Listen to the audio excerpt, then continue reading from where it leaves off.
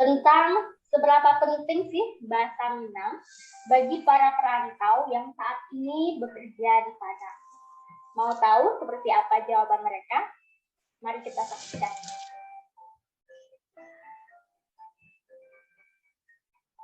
Nama saya Japanya Marata Lamuso. Nama saya Elia.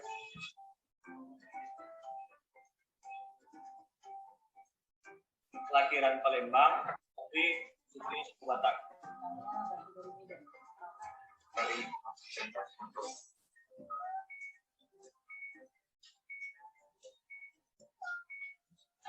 Kalau di Padangnya saya sejak dari tahun 2017. Tinggal di Padang saya sejak tahun 2017.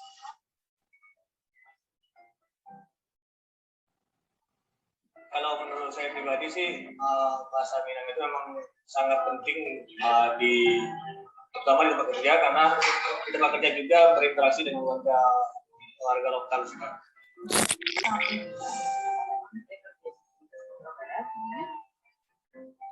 Pada umumnya orang Minang dan menggunakan bahasa daerah bahasanya, baik dalam pekerjaan maupun di rumah sendiri menggunakan bahasa Minang.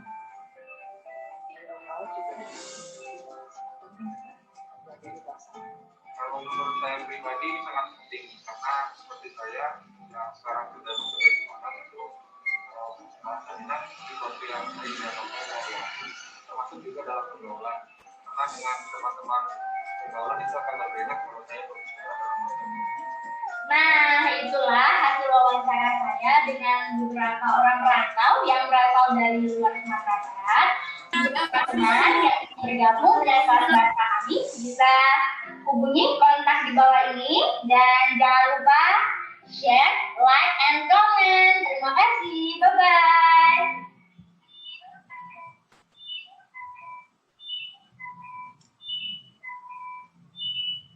Oke, itu tadi satu iklan dari kelas bahasa, ya, kelas bahasa Perahu Nusantara.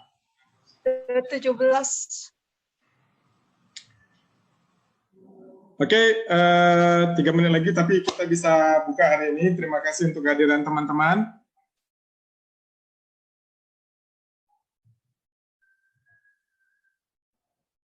Oke, Bang Marulok, kita jadikan co-host dulu ya. Sebentar.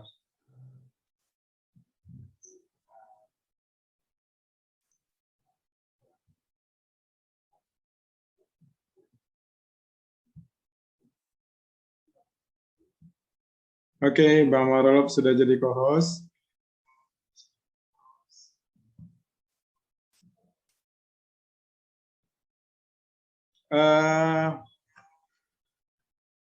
Kita mulai saja ya. Salam dari Cafe 1 Nusantara, kembali bersama dengan saya, Erikson Henry, dengan acara kita Barista, Bincang Ringan 1 Nusantara. Hari ini kita tampil berbeda karena baristanya bicara lewat Zoom ya, lewat Zoom online. Terima kasih untuk teman-teman yang sudah hadir.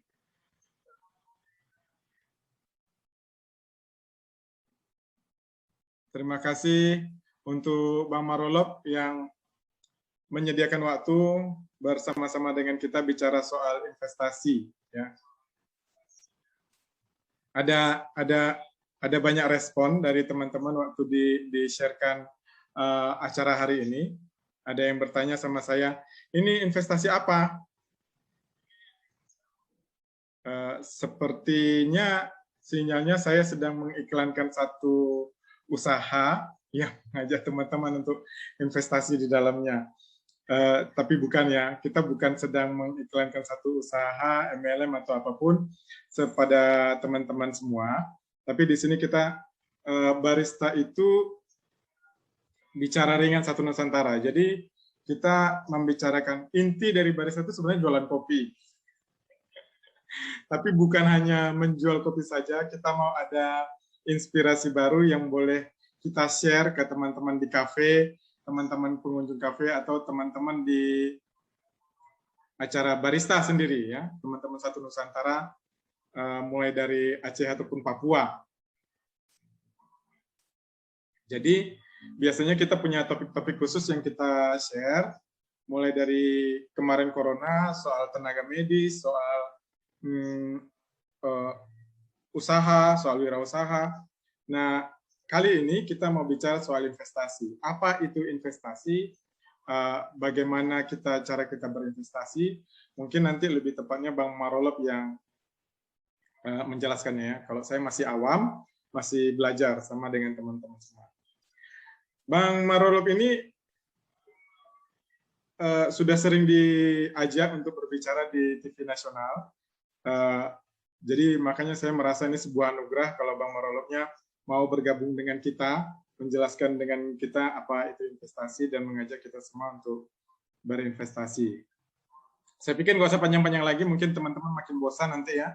Kalau hostnya yang terlalu banyak bicara, mungkin lebih bagus saya persilahkan langsung Bang Marolop yang menjelaskan. Tapi sebagai ingat-ingatan ya Bang, di sini kita bicara ringan, jadi kode etiknya memang tidak menjelekkan orang lain atau tidak menyudutkan karakter seseorang atau satu organisasi atau instansi di acara ini. Mungkin itu aja Bang. Oke, saya serahkan langsung ke Bang Marolopnya, boleh dimulai kalau mau share screen, bilang Bang. Atau Abang boleh memperkenalkan diri dulu, persilahkan. Oke, kedengaran ya? Kedengaran? Teman-teman kedengaran ya? Suara saya kedengaran? Jelas ya? Jelas, jelas. Oke, terima kasih. Sekali lagi terima kasih untuk waktunya. Ini saya sebut apa nih? Barista. Barista. Komunitas barista. Oke. Selamat sore, salam kenal semua buat seluruh audiens ya, peserta Zoom. Saya Alfred Nenggolan. Sehari-hari memang ada di Kal Market, pasar modal. Jadi kemarin saya diberi kesempatan atau diminta sama Bang Erik tadi untuk sharing, bicara masalah investasi, dan topik yang diambil kenali investasimu. Jadi ini mungkin tidak akan sampai detail ya. Jadi Bang Erik bilang ini secara umum dan mungkin banyak nanti sih, karena tentu tadi bahwa Bapak, Ibu, Abang, Kakak semua, teman-teman semua tentu punya latar belakang yang beda. Karena saya katakan berbeda, karena mungkin ada yang sudah berinvestasi, tapi ada yang belum. Bahkan mungkin instrumen investasinya ada yang sudah cukup advance ya, bahkan ada yang mungkin belum cukup berani berinvestasi. Jadi kemungkinan bahan mungkin bisa dibilang bahan-bahan basicnya. Mungkin nanti untuk yang sudah advance mungkin kali ya. Saya bisa izin share screen ya, Bang Erik.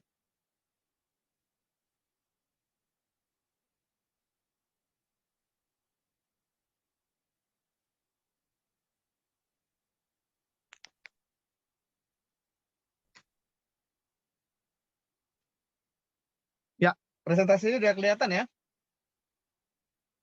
Sudah. Jelas kelihatan Bang. Oke, terima Jelas. kasih. Ya, hari ini topiknya kenali investasimu. Jadi kita akan bahas, tentu domainnya bicara masalah investasi, tindakan investasi. Jadi untuk mungkin saya akan apa investasi, karena ternyata masyarakat kita yang belum banyak melakukan yang namanya investasi. Sekarang yang menabung, tapi mungkin untuk yang pertahanan mungkin jumlahnya bisa lebih banyak dibandingkan di daerah-daerah yang bisa dibikin investasi, baik yang bisa menghasilkan tadi penambahan dana atau keuntungan. Jadi jika kita bicara masalah yang kita yang adalah itu, kalau uang itu merupakan kan alat tukar ya. Jadi kalau kita definisikan ulang ketika kita melihat bahwa uang yang kita belanjakan itu sebagai sebuah alat tukar, maka tentu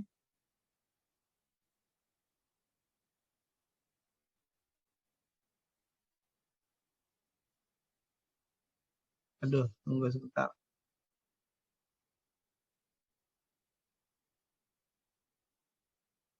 Ini saya kalau nggak jalan screen saya.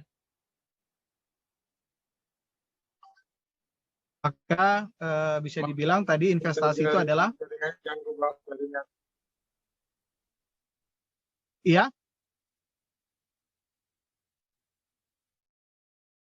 Ya, bisa dilanjutkan. Iya. Jadi bicara investasi tadi karena tadi definisi dana tadi uang adalah alat tukar, maka definisi investasi tadi bicara masalah konsumsi yang ditunda sementara, waktu untuk konsumsi yang lebih besar di masa yang mendatang. Jadi fungsi uang kita tahu bahwa itu penyimpan kekayaan kita. Jadi ketika kita berinvestasi, membelanjakan uang kita, maka substansinya bicara masalah investasi adalah konsumsi yang ditunda sementara waktu untuk dikonsumsi yang lebih besar di masa yang mendatang. Jadi ini definisi atau istilah. Jadi kenapa saya sampaikan definisinya? Karena ini menjadi penting. Jadi kalau bicara masalah investasi itu ada yang namanya kita sebut tindakan. Yang kedua, dalam tindakan kita itu ada proses. Proses di mana proses ini yang kita tahu nanti melalui proses ini mencapai apa yang tadi kita harapkan dalam investasi, yaitu bicara masalah keuntungan. Jadi bicara masalah investasi, tindakan, proses, dan juga keuntungan atau hasilnya.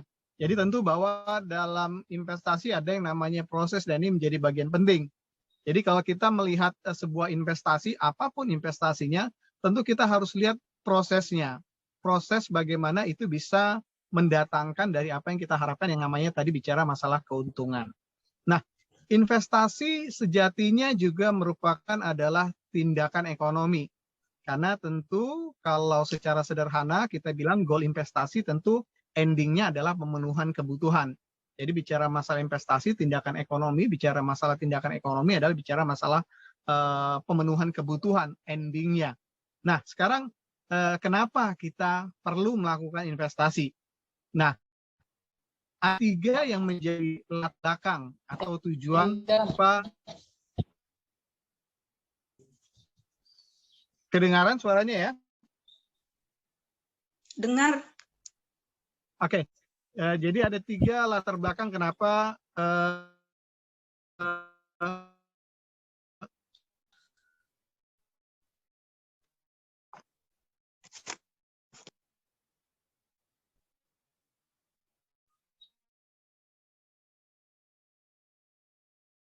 Nah, sekarang nilai, karena tadi kita investasi bagaimana aset kita mengalami kenaikan nilai. Nah, kenapa perlu mengalami kenaikan nilai? Karena kita diperhadapkan apa yang namanya inflasi, kenaikan harga barang. Saya ambil contoh dulu waktu SMA bicara masalah harga sebuah kentang goreng McD itu harganya masih 2.300 tuh tahun 97. Kemarin saya buka GoFood ya. Harganya sekarang yang large itu 23.000. Jadi dari tahun 97 sampai 2021 harga french fries itu naik tuh dari 2.300 sampai 23.000. Nah, kalau kita lihat berapa kenaikannya? Kenaikannya 10% per tahun. Nah, jadi ini yang namanya inflasi dan ini yang namanya mengancam.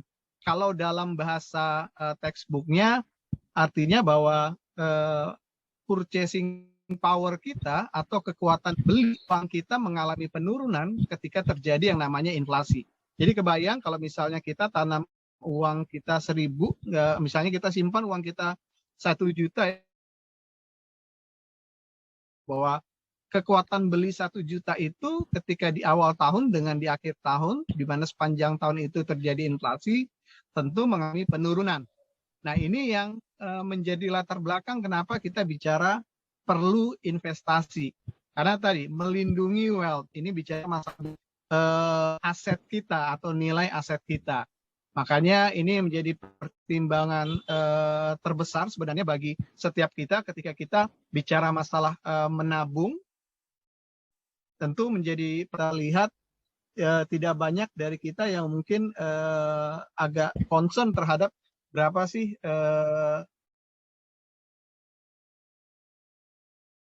membuka rekening koran, atau ketika kita punya bank tentu bunganya sangat kecil sekali, bahkan tidak bahkan banyak ketika jumlahnya tidak memenuhi besarannya, bahkan bisa dikatakan bahwa bisa jadi ada penurunan nilai tabungan kita karena ada beberapa banyak biaya seperti biaya administrasi, biaya ATM dan sebagainya, sehingga bisa dikatakan ketika kita fokus menaruh simpanan kita di bank, sudah pasti kita mengalami yang namanya penurunan daya beli atau purchasing power kita karena faktor tadi inflasi.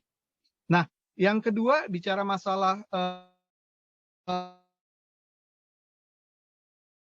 pasti tahu apa yang menjadi kebutuhan kita di masa mendatang, dan atau bahasanya ada konsumsi yang lebih tinggi bagi ketika mereka sudah punya anak, tentu ada sebuah kebutuhan yang pasti di masa mendatang, yaitu uang sekolah anaknya. Baik itu ketika dia misalnya masuk playgroup, SD, atau misalnya SMP, itu adalah sebuah kebutuhan atau sebuah konsumsi yang sudah pasti akan terjadi, dan memang bisa dibilang konsumsinya mempunyai nilai yang lebih tinggi, apalagi sekarang ya, bicara masalah uang.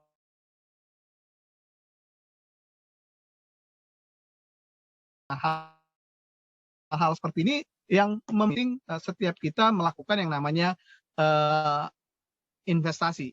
Jadi saya kemarin ngebaca survei di Kompas. Saya ambil contoh untuk biaya pendidikan, rata pendidikan per tahun itu naik sampai 15%.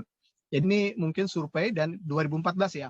Dan kemarin saya sedikit update, justru terakhir di 2020 sebelum COVID itu naik lagi 15 sampai 20%. Tentu ini juga yang menjadi tadi dasar kenapa perlu melakukan investasi. Nah, selain tadi untuk konsumsi yang sudah kita tahu apa yang sudah pasti akan yang sifatnya di masa depan yang masih belum kita ketahui atau uncertainty yang memang kita mesti siap. Ambil contoh ya mungkin ya seperti tadi, misalnya ketika kita mengalami sebuah kejadian luar biasa ya, saya ambil contoh mungkin yang paling bisa dibayangkan, yaitu misalnya terjadi duka cita dan sebagainya. Tentu itu adalah sebuah kebutuhan di masa datang uncertainty, tapi mau tidak mau nanti menjadi sesuatu yang harus kita concern juga bahwa kita bisa memenuhi kebutuhan tersebut. Jadi tiga ini yang menjadi latar belakang tadi kenapa investasi itu perlu. Nah, kenapa tadi kita perlu bahwa punya gaji, kita punya pengeluaran, gaji kita atau ya pendapatan kita lebih besar dibandingkan pengeluaran kita, sisa dan selisihnya itu perlu kita investasikan. Artinya tidak cukup hanya ditabung saja. Dalam kondisi saat ini bisa dibilang bahwa bunga tabungan itu jauh lebih rendah dibandingkan kenaikan inflasi. Jadi ini sebuah kondisi yang bisa dibilang hampir terjadi di seluruh negara ya, tidak hanya Indonesia, bahwa jumlah angka inflasi per tahun itu selalu lebih tinggi dibandingkan tadi bunga yang diberikan oleh perbankan. Nah, ini bicara masalah tindakan investasi. Jadi kita udah bicara masalah definisinya dan kenapa berinvestasi. Nah, sekarang bicara masalah investasi, ada dua ukuran yang dilihat. So, kalau kita menilai investasi, ada dua menjadi penting. Yaitu cara investasi itu kita nilai nanti adalah tingkat keuntungan, yang kedua adalah risiko. Jadi kalau teman-teman semua kalau bicara masalah investasi tinggal lihat, oke, return-nya berapa, resikonya berapa. Jadi untuk membedakan setiap instrumen investasi juga dari penilaiannya dari ini. Return-nya seperti apa, resikonya seperti apa. Nah, kalau bicara return, nanti tidak hanya ukurannya hanya tadi return-nya besar atau kecil, tapi kita perlu juga tahu karakter return-nya atau sifat keuntungannya. Apakah keuntungannya sifatnya fix atau tetap, atau dia sifatnya berubah-ubah atau tidak menentu. Jadi ini juga perlu kita cermatin ketika kita misalnya memulai investasi, maka instrumen investasi kita ini memberikan keuntungan yang sifatnya fix atau dia sifatnya berubah-ubah atau tidak menentu. Nah, ini juga perlu kita lihat. Jadi kadang-kadang kebanyakan kita hanya fokus kepada besarannya ya. Jadi kalau kita melihat bahwa apalagi mungkin sekarang sudah mulai ramai kita mendapatkan SMS atau WhatsApp terkait dengan tadi, wah ini ada berinvestasi nih, returnnya 15% dan sebagainya. Nah, hal yang perlu kita tadi cermati lagi adalah tadi, apakah kategori investasi tersebut, tawaran tersebut sifatnya fix. Contoh yang fix itu seperti misalnya deposito. Deposito itu memberikan return yang fix, tetap. Atau misalnya kalau teman-teman atau Bapak Ibu pernah mendengar yang namanya obligasi ya, ORI, yang juga sekarang banyak dalam bentuk ORI retail yang sedang ditawarkan oleh pemerintah, itu kategorinya fix. Jadi kalau bicara masalah return, kita nggak hanya melihat dari sisi besarannya, tapi juga kita perlu juga tahu yaitu apakah dia sifatnya fix, tetap, atau berubah-ubah ya, atau tidak tetap. Nah, yang kedua adalah resiko.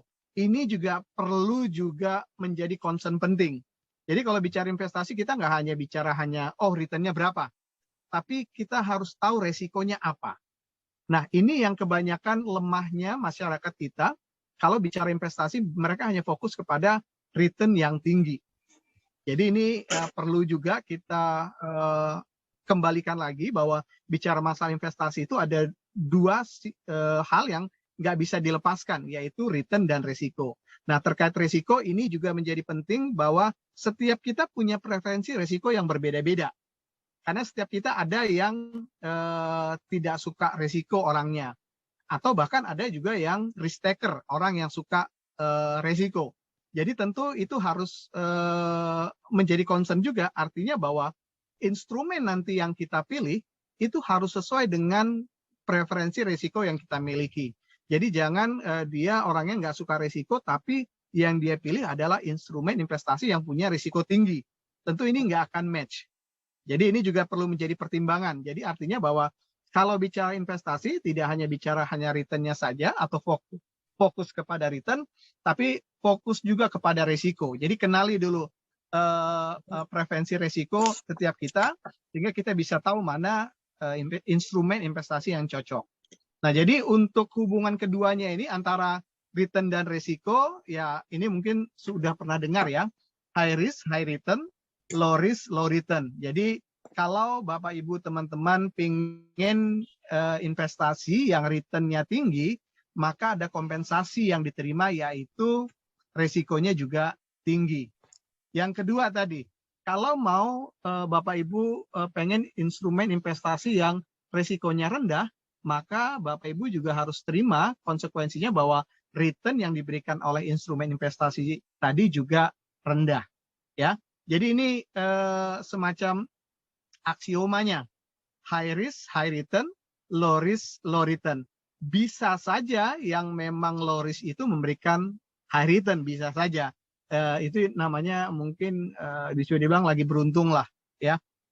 Tapi tentu bahwa konsekuensinya tadi, kalau memang mau investasi, instrumen investasi yang memang return-nya tinggi, tentu harus terima juga ada risiko yang mengikuti, dan risikonya juga tinggi. Ya. Jadi bicara masalah definisi, bicara masalah latar belakang investasi, ini bicara masalah tadi, menilai sebuah investasi. Jadi Bapak Ibu teman-teman sekarang udah bisa melihat, oke, aku tipe preferensi risikonya yang seperti apa.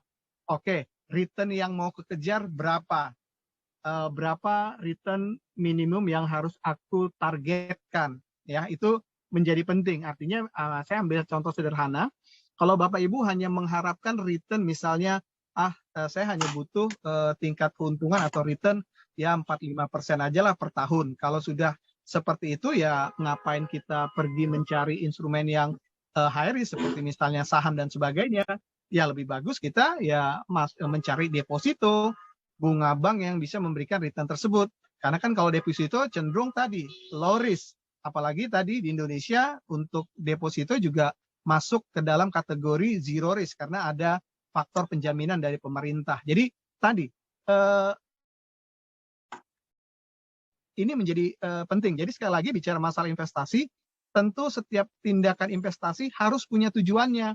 Jadi istilahnya Bapak Ibu ketika melakukan investasi harus tahu, oke, saya berinvestasi di instrumen A, ini rencana atau target saya returnnya sekian selama berapa tahun dan sebagainya. Jadi tergantung nanti periode yang dibutuhkan oleh Bapak Ibu atau teman-teman. Nah sekarang kita bicara tadi definisi, bicara latar belakang atau tujuan investasi, bicara masalah tadi menilai investasi. Nah sekarang ketika saya mau berinvestasi pilihannya di mana saja sih? Nah, instrumen investasi itu dibagi dua, yaitu real asset sama financial asset. Jadi ketika kita mau berinvestasi pilihannya cuma dua. Kita mau investasi di real asset atau di financial asset. Ya.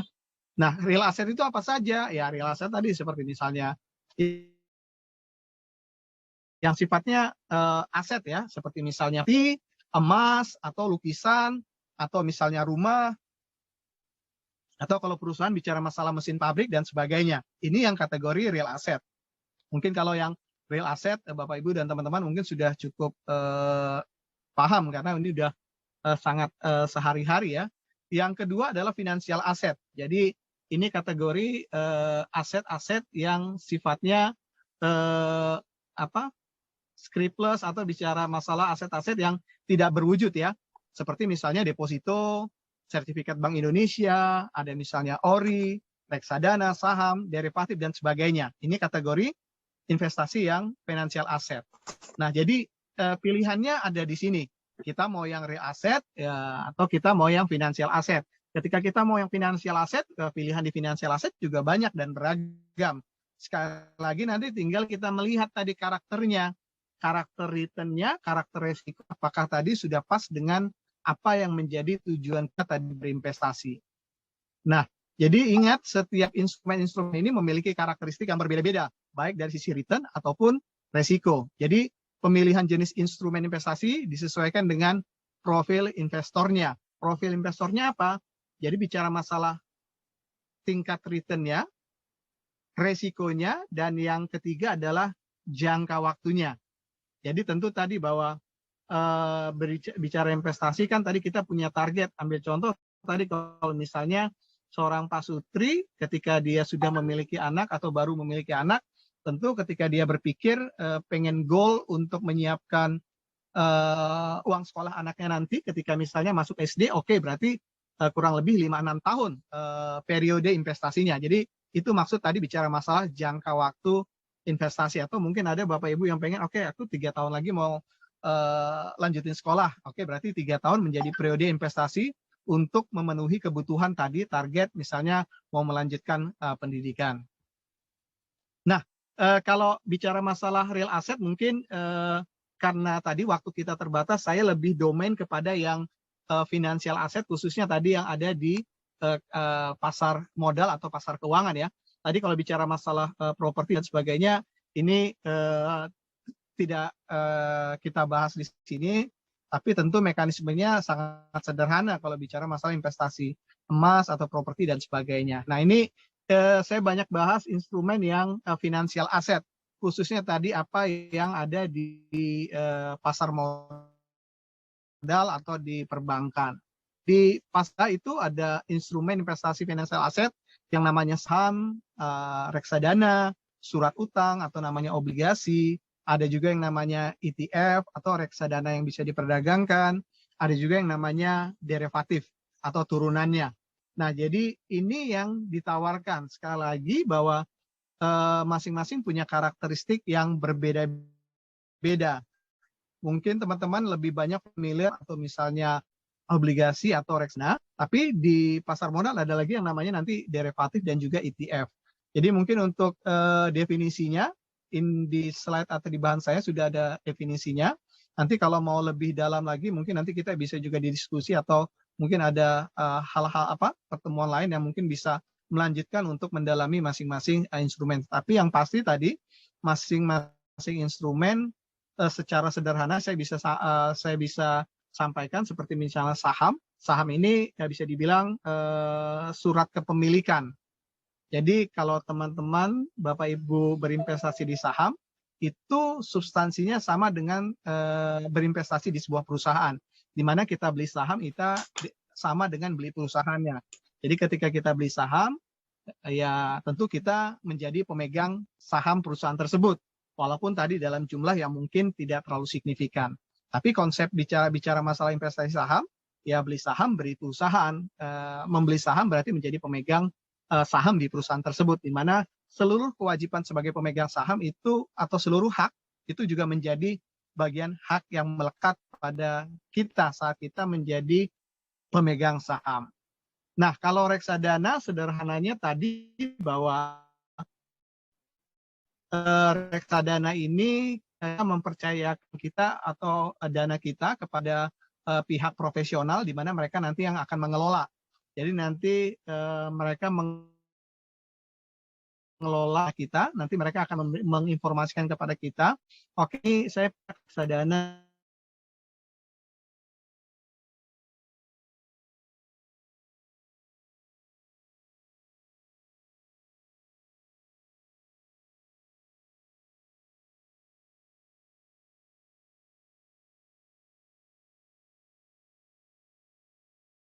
contoh surat utangnya Adikarya, itu obligasinya juga diperjualbelikan. Atau yang paling sering atau cukup populer obligasi pemerintah atau ORI atau SUN, itu juga diperjualbelikan.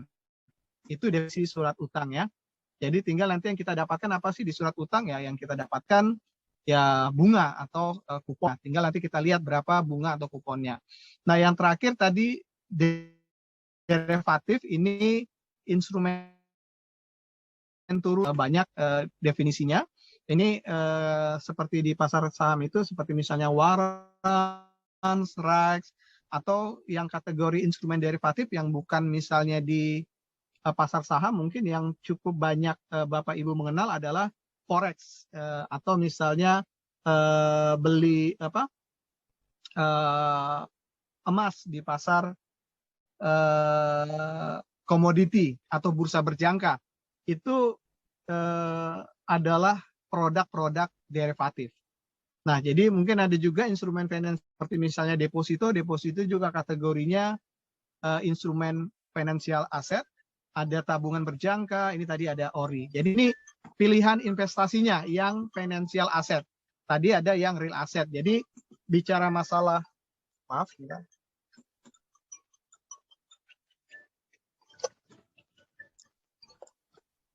Nah, jadi bicara masalah pilihan investasi cukup banyak. Tinggal nanti Bapak Ibu teman-teman bisa sesuaikan mana yang sesuai dengan tadi profil return yang diharapkan, profil resiko, dan dari sisi jangka waktunya.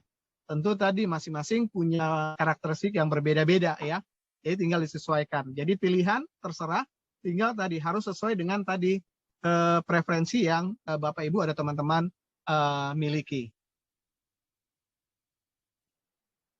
Nah ini bicara masalah pilihan investasi saya, jadi kalau bicara tadi ini apa?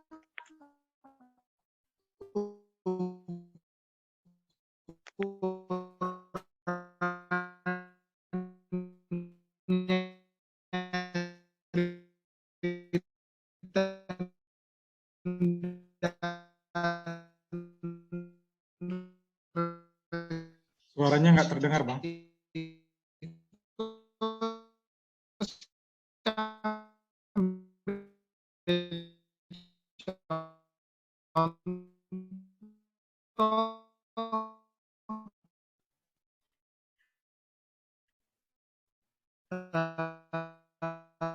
Sinyalnya kurang bagus, suaranya macet-macet. Deposito kita mesti tahu bunganya.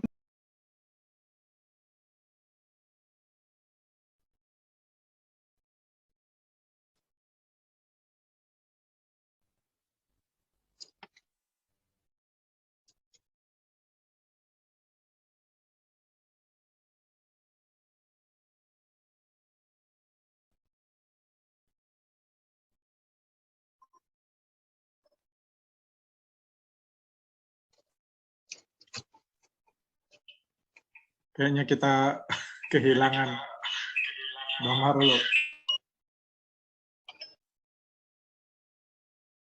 Suara saya udah kedengaran ya? Baru muncul Bang, baru muncul.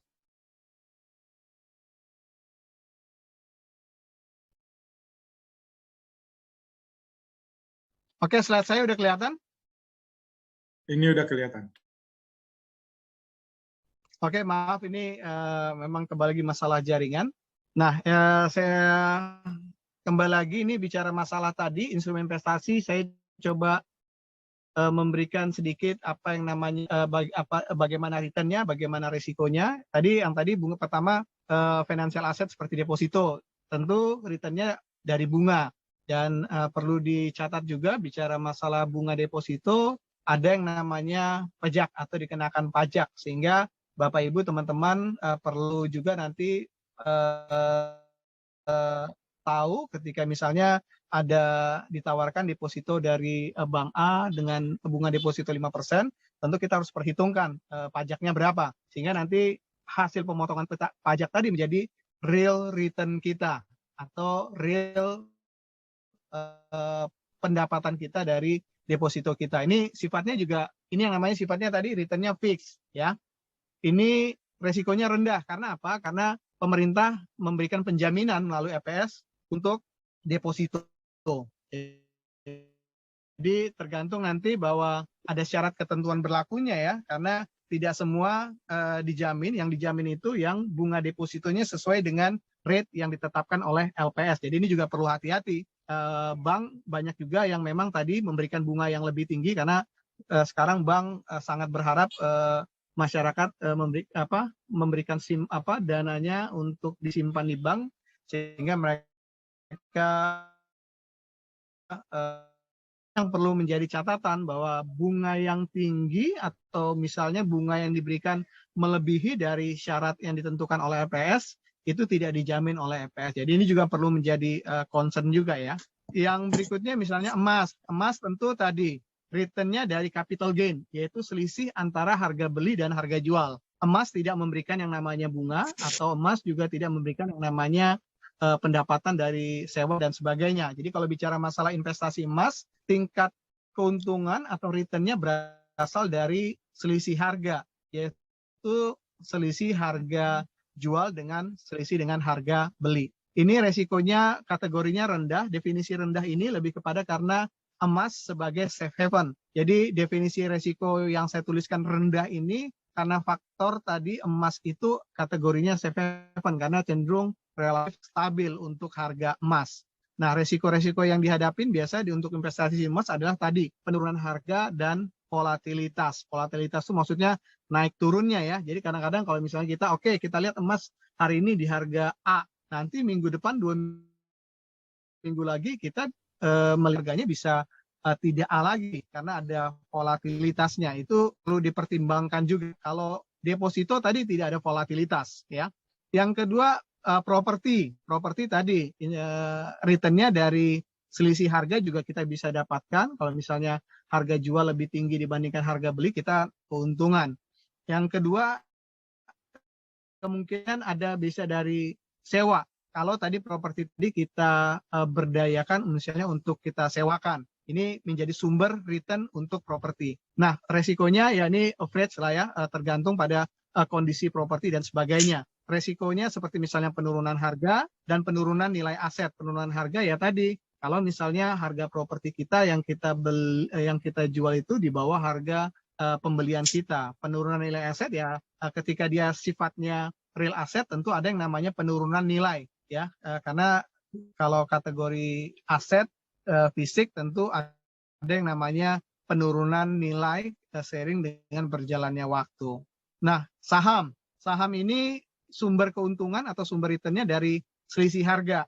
Kalau harga jual kita lebih tinggi daripada harga beli kita dapat keuntungan. Yang kedua, sumber keuntungan yang lain, return yang lain dari saham ada namanya dividen. Dividen ini adalah laba yang dibagikan atau kalau operasi sisa hasil usaha. Jadi tahun itu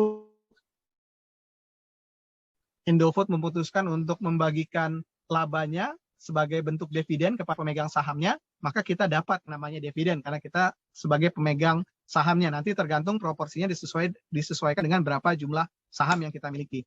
Ini kategori resikonya tinggi ya. Jadi mungkin kalau Bapak Ibu yang sekarang punya atau sebagai entrepreneur atau pengusaha, ini hampir sama.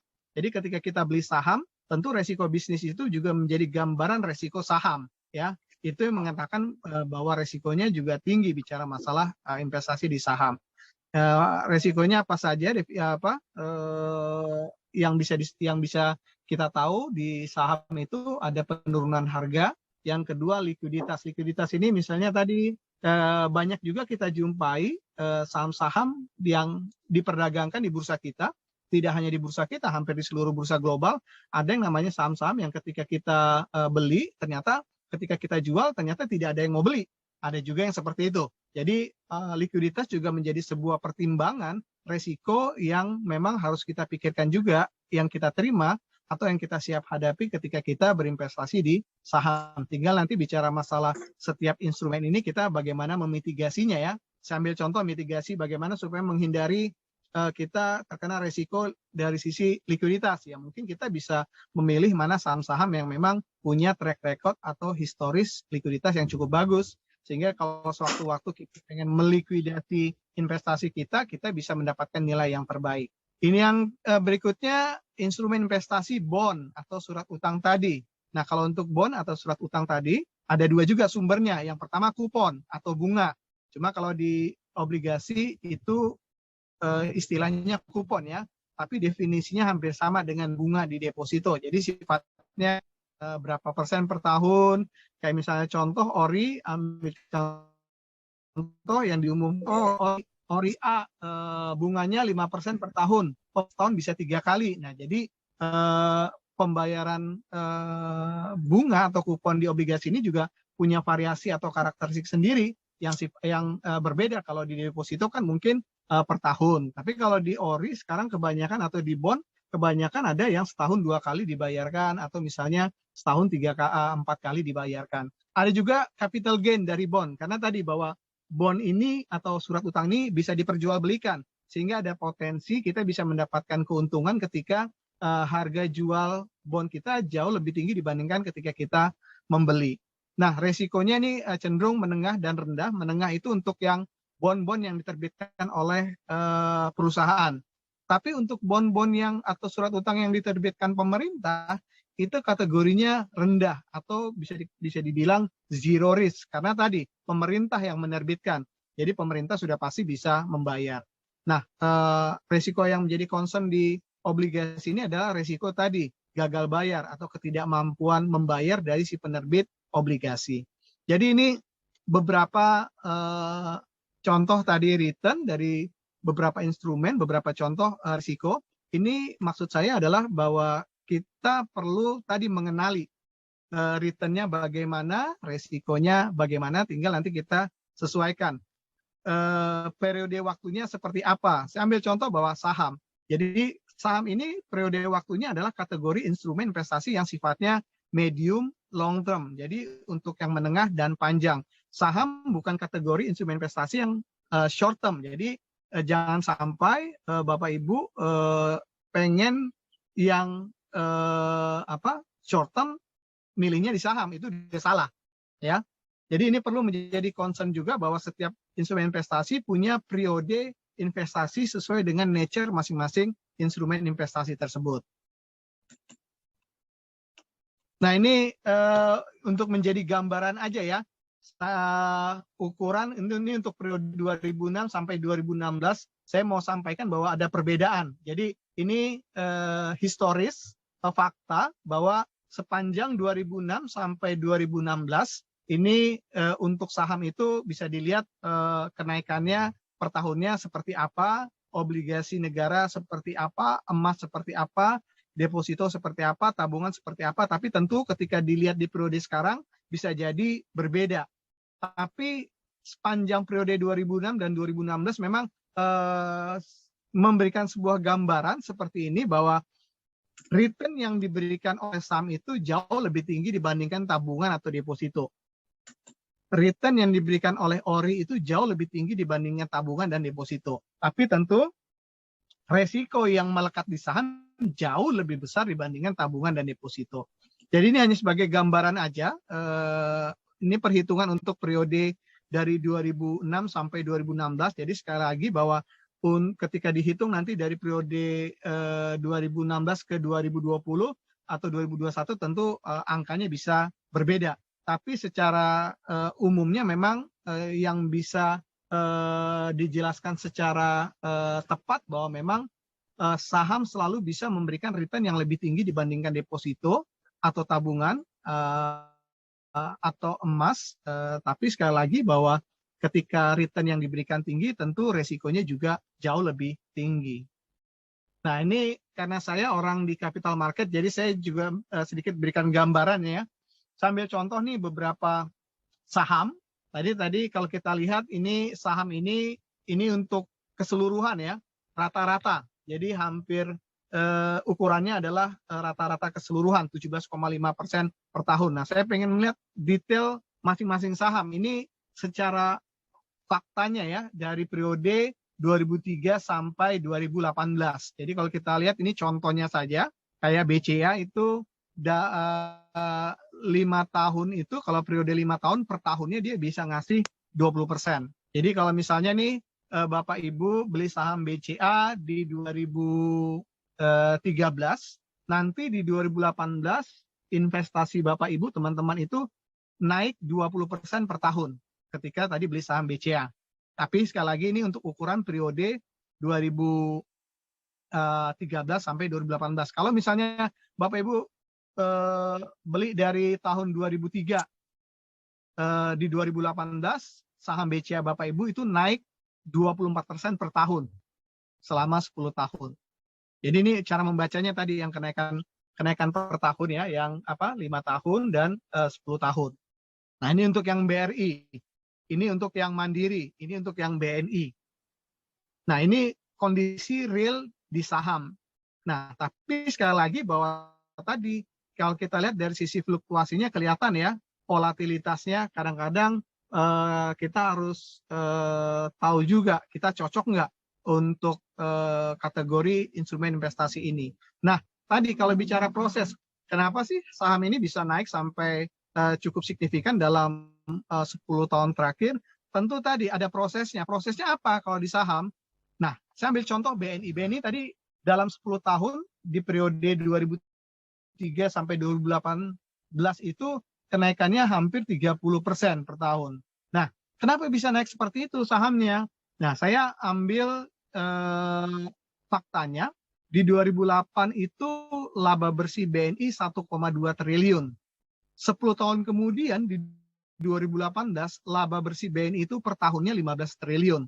Jadi kelihatan ya, laba bersihnya itu naik hampir 26% per tahun selama periode 2008 sampai 2018. Jadi itu yang menjadi proses ketika kita berinvestasi di saham. Jadi kita beli saham itu sama dengan beli perusahaannya. Nih BRI 2008 laba bersihnya per tahun masih sekitar 6 triliun. 2018 laba bersihnya per tahunnya 32 triliun. Jadi kelihatan ya, ini bisa menjelaskan bagaimana proses dalam instrumen investasi saham, kenapa saham itu bisa naik. Ini untuk contoh tadi yang perbankan, ini untuk yang Unilever, Kalbe, Charon Pokphand, ada Mayora. Nah ini juga faktornya juga sama, ya. Nah apakah semua saham mengalami kenaikan? Saham-saham yang di pasar modal enggak. Ada juga saham-saham yang mengalami penurunan aja. Jadi saya nggak hanya ngasih contoh yang bagus-bagusnya aja, yang mengalami penurunan juga ada. Ini contohnya Bumi Resources, produsen tambang batubara terbesar di Indonesia. Jadi kita lihat tuh kalau misalnya Bapak Ibu beli saham Bumi Resources di 2003, di 2018 itu investasi Bapak Ibu teman-teman turun 16% per tahun. Loh, kenapa bisa turun ya sahamnya? Nah ini catatannya nih. Laba bersih Bumi itu di 2008 itu setahun itu 3 triliun. Di 2015 ruginya sampai 26 triliun. Jadi itu yang membuat kenapa harga sahamnya juga turun. Begitu juga tadi dengan contoh-contoh seperti misalnya Matahari. Matahari juga kita tahu dalam 2-3 tahun terakhir bisnisnya terganggu dengan yang namanya tadi pemasaran online ya. Jadi ini mempengaruhi bisnisnya dan mempengaruhi harga sahamnya. Ini modern internasional. Bapak Ibu kalau misalnya dulu pernah dengar yang namanya 7-Eleven. Dulu booming ya di 2010 7-Eleven dan terlihat mempengaruhi ketika booming 7-Eleven, harga sahamnya juga ikut booming karena pendapatannya juga ikut booming. Tapi begitu 7-Eleven tutup, terakhir performanya merugi bersih, sahamnya juga turun. Nah, jadi apa yang mau saya bilang bahwa ini prosesnya. Jadi itu kenapa bahwa perlu hati-hati juga ketika kita membeli saham, karena nggak semua saham bisa memberikan sesuai dengan apa yang kita harapkan. Nah, ini instrumen investasi reksadana. Saya ambilnya dari situs Bareksa. Ini performa beberapa reksadana yang ada. Ini top 20-nya. Jadi kalau saya lihat di sini, yang mau saya sampaikan bahwa ketika kita berinvestasi di reksadana, misalnya kita masuk nih, kita pilih produk yang ada di top 20 ini, maka kisaran return yang diberikan itu bisa di kisaran 10,9 sampai 24% per tahunnya. Jadi ini juga menjadi pertimbangan bagus juga, artinya ketika Bapak Ibu pengen mencari return yang di atas bunga deposito, reksadana juga bisa menjadi pertimbangan. Tinggal nanti Bapak Ibu bisa melihat karakteristik reksadana sih seperti apa. Nah, itu bicara masalah instrumen. 2 slide saya terakhir, saya pengen memberikan sebuah pertimbangan. Harapan saya bahwa setiap kita yang sudah berinvestasi, saya apresiasi mungkin bagi Bapak Ibu yang mungkin belum memiliki investasi harus berpikir untuk memulai investasi. Jadi saya mau katakan bahwa hal yang bagus itu ketika kita mulai investasi adalah harus dibangun dari sebuah goal, harus ada sebuah tujuan, atau investasi harus lahir dari sebuah yang namanya perencanaan keuangan. Nah, saya ambil contoh ini salah satu perencanaan keuangan ya. Setiap kita tentu alangkah baiknya ketika kita mempersiapkan yang namanya masa tua kita. Jadi saya ambil contoh, ini sebuah perencanaan keuangan. Jadi ketika misalnya anggaplah usia 30 tahun. Dan ketika kita di usia 30 tahun, kita sudah memperkirakan bahwa di usia 55 nanti kita pensiun. Artinya 25 tahun kemudian. Jadi ketika kita pensiun, tentu yang kita pikirkan kita tidak produktif lagi, kita memiliki pendapatan tetap lagi, seperti misalnya gaji dan sebagainya. Tentu untuk kehidupan setelah pensiun kita harus prepare, harus kita persiapkan. Nah, jadi ini sebuah contoh saja. Jadi kita usia 55, artinya 25 tahun kemudian kita pensiun. Anggaplah kita berpikir bahwa setelah kita pensiun, kita perlu mempersiapkan biaya hidup di masa pensiun sekitar 15 tahun. Dengan catatan tadi kita perkirakan umur sekitar 70 tahun ya. Ini hanya sebuah contoh aja. Nah, kita perkirakan nanti setelah pensiun nanti per tahunnya per bulannya saya butuh dana misalnya kita 10 juta ya untuk pasangan kita atau untuk keluarga kita. Jadi kalau 10 juta per bulan setahun berarti 120 juta. Berarti kalau untuk 15 tahun ya berarti 15 kali 120 juta yang harus kita siapkan ketika nanti kita berada di usia 55 tahun. Jadi kalau misalnya dengan asumsi bahwa inflasinya 3%-an, artinya bahwa 10 juta di sekarang tentu berbeda 10 juta 15 tahun kemudian. Jadi kalau saya pakai hitungan inflasinya 3%-an lah, maka saat usia kita 55 tahun, kita harus punya dana sekitar 4 miliar di tabungan kita untuk persiapan kita di perjalanan masa pensiun kita, yaitu tadi 15 tahun. Ini hanya hitung-hitungan ya. Oke, sekarang kita butuh target kita 4 miliar nanti di usia 55. Artinya 25 tahun lagi nih prosesnya kita bisa mengumpulkan itu. Jadi kalau pakai asumsi bunga deposito nih, realnya 4,25%. Berarti yang harus kita sisihkan dana kita 7,7 per bulannya. Jadi kalau kita pakai bunga deposito 4,2%, kalau kita rutin dari sekarang nih, tiap bulan sisihkan 7,7, maka nanti setelah 25 tahun atau di umur kita yang ke-55, di umur kita yang ke-55 sudah tersedia tadi dana 4,03 miliar. Artinya apa? Kalau misalnya Bapak Ibu, bisa nih, gue masih sanggup nih dari menyisihkan pendapatan saya 7,7%, maka yang Bapak Ibu harus lakukan adalah saya akan pilih deposito, karena deposito fix, karena deposito relatif bisa dibilang stabil atau resikonya juga rendah, sehingga potensi untuk tercapainya goal ini terpenuhi.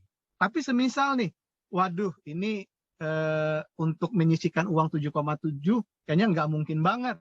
Misal seperti itu ya tentu kita harus berpikir bahwa caranya ketika kita mengurangi cicilan, maka asumsi return-nya tadi harus kita naikkan. Kan seperti itu. Makanya kalau misalnya tadi ternyata ada yang namanya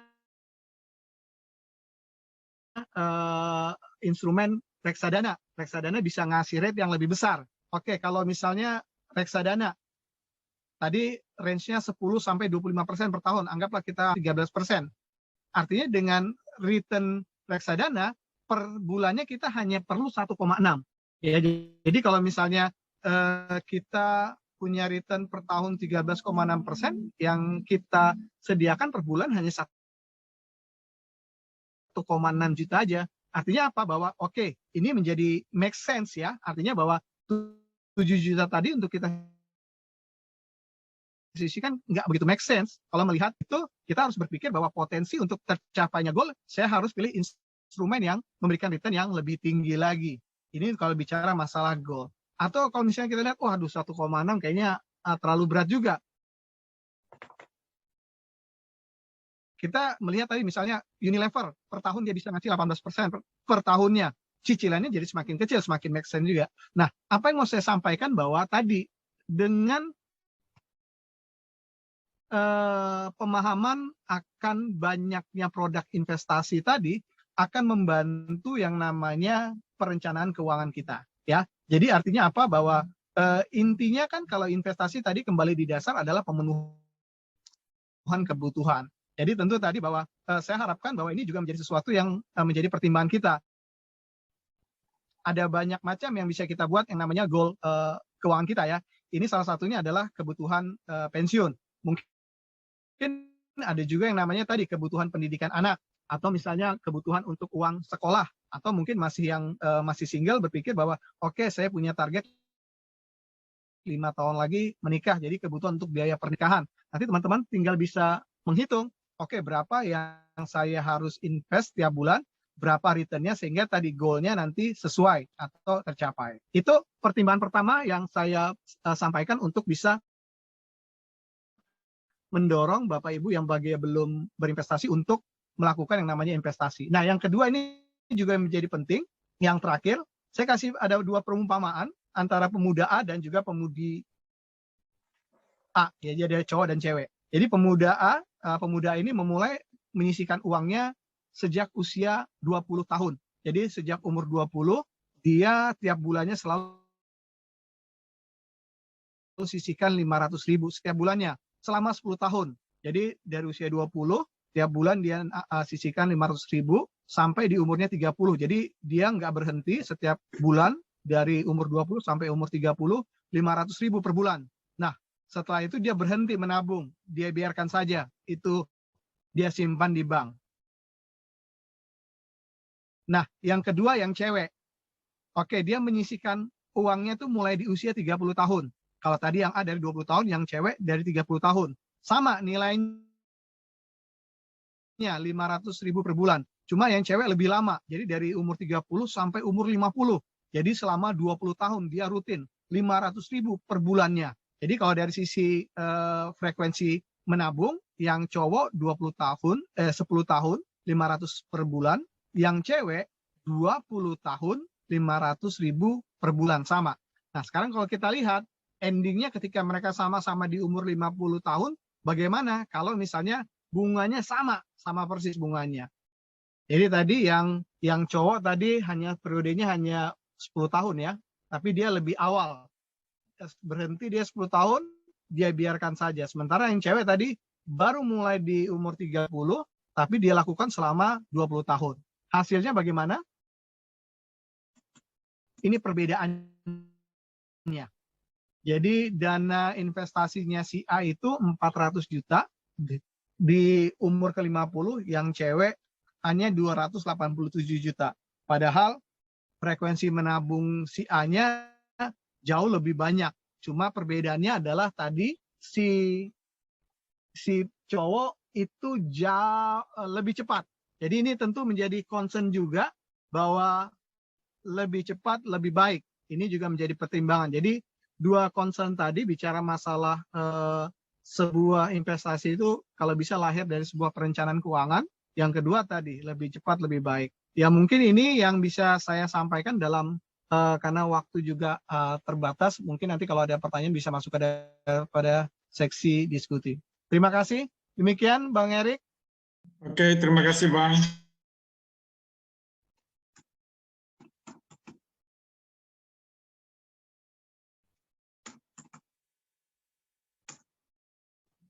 Ya, bagi teman-teman yang